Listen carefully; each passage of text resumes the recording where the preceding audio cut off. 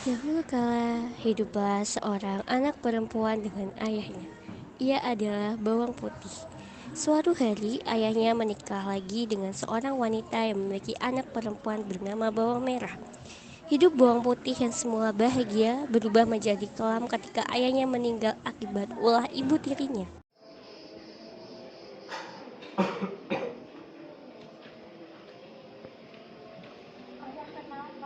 Kamu tidak kenapa-napa, nak.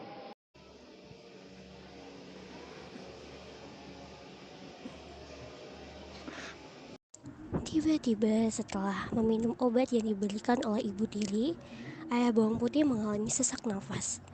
Bawang putih, bawang merah, dan ibu tiri panik melihat itu. Bu, kalau ayah tiada, kalau tolong rawat bawang putih seperti anak kandung sendiri ya, Bu.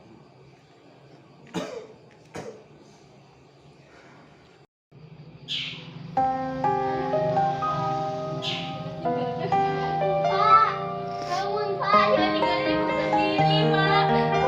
Pak. Di balik kesedihan yang dialami atas kepergian sang kepala keluarga, ibu tiri tersenyum licik penuh kemenangan atas rencana yang berhasil. Di dalam hati, ibu tiri berkata, "Dasar bodoh, siapa juga yang mau untuk mengurus anakmu itu?" Hari demi hari berlalu. Di masa-masa bawang putih mengalami kesedihan, selalu ada seorang sahabat yang selalu membantu menghibur bawang putih. Bawang putih, apakah kamu baik-baik saja? Baik-baik saja. Jelas-jelas kamu tidak terlihat baik-baik saja. Coba ceritakan kepada. Sebenarnya aku belum bisa memuaskan kepergian ayahku. Sudahlah, jangan bersedih terus. Ikhlaskan saja beliau agar ia tenang di sana. Pasti beliau juga tidak ingin kamu bersedih terus-terusan. Ya sudah, saya ikhlaskan. Bawang putih, sini kamu. Ada apa, Bu? Kamu ini dipanggil-panggil tidak dengar. Bu, tadi aku sedang bersama sahabatku dan aku juga secepat mungkin untuk kemari. Alasan. Nih, cuci bajunya sampai bersih. Awas saja kalau sampai tidak bersih. Bawang putih lantas pergi ke sungai di dekat rumahnya untuk mencuci pakaian ibu dan saudari tirinya. Bawang putih mencuci pakaian itu dengan senang hati, tanpa adanya rasa dendam terhadap ibu tirinya yang menyuruh untuk mencuci semua pakaian kotor. Namun, ketika selesai dan hendak pulang, tak sengaja bawang putih tersandung dan menendang ember berisi pakaian yang sudah dicucinya, sehingga pakaian-pakaian itu hanyut di sungai. Bawang putih panik menyadari kesalahannya, menghanyutkan pakaian dari ibu dan saudari tirinya itu.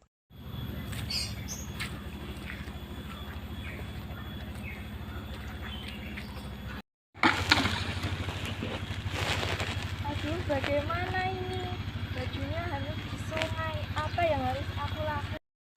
Setelah berusaha mencarinya, bawang putih memutuskan untuk kembali ke rumah dengan tangan kosong. Ibu tiri dan bawang merah yang tahu bawang putih kembali dengan tangan kosong pun lantas bertanya, "Di manakah semua cucian yang tadi dibawa bawang putih?" Maaf Bu, tadi bawang putih tidak sengaja menghanyutkan pakaian ibu yang hanyut di sungai. Apa? Hanyut katamu? Dasar bodoh, kamu tidak tahu bahwa di antara baju-baju itu ada baju kesukaanku dan kamu menghanyutkannya. Dan di situ juga ada baju kesukaan saya, bawang putih. Saya tidak mau tahu. Cari baju itu sampai ketemu atau kamu tidak boleh pulang kembali ke rumah.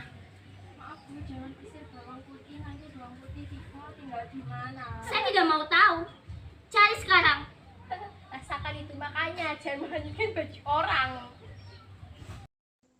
Bawang putih pergi mencari baju-baju tersebut dengan menyusuri di sekitar pinggiran sungai. Ketika sedang mencari, tak sengaja bawang putih melihat sebuah gubuk di tepi sungai yang ditinggali oleh seorang nenek tua. Bawang putih menghampiri nenek tua tersebut dan menanyakan perihal apakah sang nenek melihat baju-baju yang hanyut tersebut. Permisi Nek, saya mau bertanya, apakah Nenek melihat baju-baju ibu saya yang hanyut di sungai? Apakah ini adalah baju-baju yang kamu maksud? Iya benar Nek. Nenek akan mengembalikannya asalkan dengan satu syarat. Kamu harus tinggal di sini dan membantu Nenek selama 1 minggu.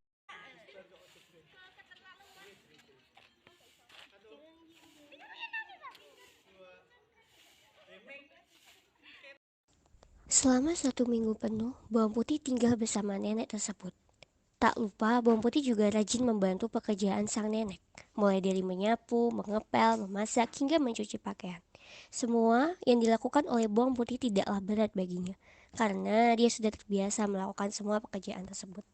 Tak terasa, waktu 1 minggu pun berlalu, dan Bawang Putih telah selesai mengikuti syarat dari sang nenek. Sang nenek pun menepati janjinya untuk memberikan pakaian yang dicari oleh Bawang Putih. Nah, terima kasih selama seminggu ini kamu telah tinggal di sini dan membantu nenek. Ini bajumu, nenek kembalikan sebagai baju nenek. Terima kasih banyak, Nek. Repot, Nek. Saya ikhlas kok membantunya. Mohon terima hati ini, Nak. Ya udah, saya terima, Nek.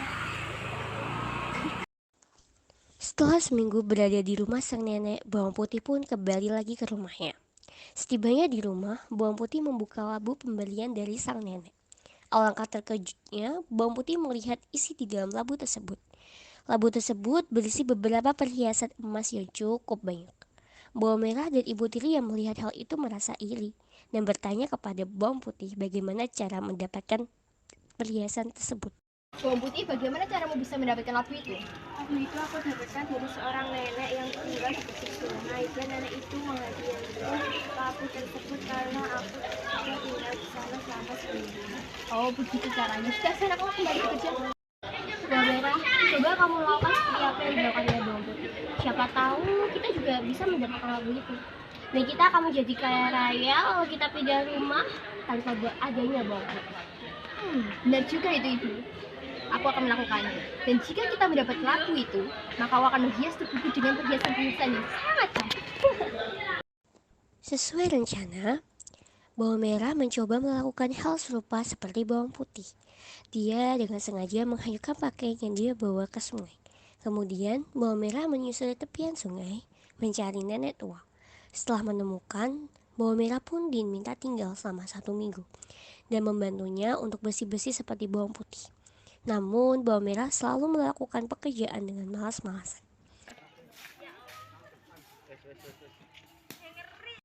1 minggu pun berlalu, maka selesai sudah Bawang Merah untuk tinggal dan bekerja di rumah sang nenek. Sama seperti saat itu, sang nenek pun memberikan sebuah labu kepada Bawang Merah. Ini nenek ada hadiah untuk kamu karena telah membantu nenek selama seminggu ini. Wah, terima kasih ya, pasti saya terima. Bawang Merah pulang ke rumah dengan wajah yang nampak sangat bahagia. Kepulangannya pun disambut oleh sang ibu dengan bahagia juga. Keduanya dengan tidak sabar membelah labu pemberian dari nenek tua itu. Namun, bukan perhiasan emas yang mereka dapatkan, melainkan beberapa serangga yang membawa malapetaka kepada mereka.